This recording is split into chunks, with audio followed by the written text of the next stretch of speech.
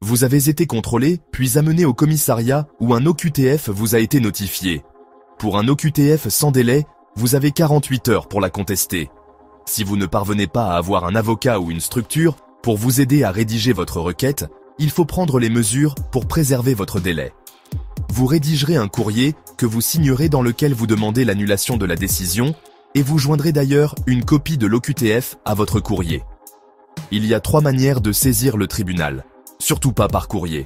Soit vous utilisez Télérecours citoyen et vous vous laissez guider, soit vous l'envoyez par fax. Vous avez le numéro sur le site du tribunal.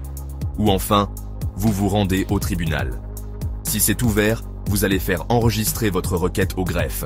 Si c'est fermé, vous utilisez l'horodateur. Vous prenez une photo de votre requête avec la date de l'horodateur et vous laissez la requête avec l'OQTF dans la boîte du tribunal. Il sera toujours temps de compléter votre requête par des éléments complémentaires, mais il faut préserver votre délai de recours. Attention, dès qu'une OQTF vous est notifiée, allez regarder la page « Voies et délai de recours ». Attention, ce n'est pas le délai de 2 mois pour faire un recours gracieux qui nous importe. Ce qu'il faut voir, c'est le délai de recours pour saisir le tribunal administratif, qu'on appelle aussi recours contentieux. Il y a 3 types de délais. Soit c'est 48 heures, ça c'est le cas des OQTF qu'on vous notifie en personne au commissariat notamment. Et dans ces cas-là, l'heure de notification est très importante. Si on vous notifie une OQTF le vendredi à 18 heures, ça veut dire que vous avez jusqu'au dimanche à 18 heures pour faire enregistrer votre recours. Les autres délais, c'est 15 jours ou 30 jours, ça dépend. Il faut regarder la page Voies et délais de recours. Dans tous les cas, allez voir un avocat ou une association de droit des étrangers pour vous aider à faire votre requête dans le délai de recours. Il sera toujours temps de compléter votre requête avec des arguments et des documents complets.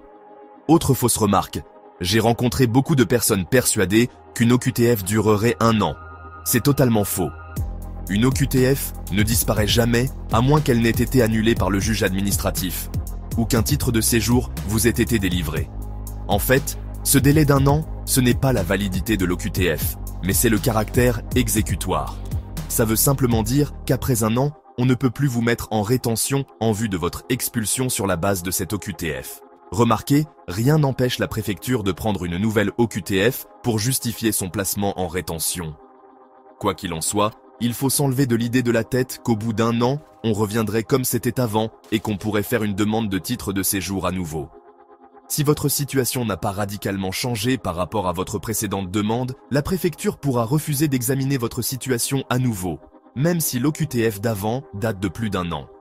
Une dernière chose, de toute façon, la nouvelle loi immigration a porté la durée du caractère exécutoire de l'OQTF d'1 an à 3 ans.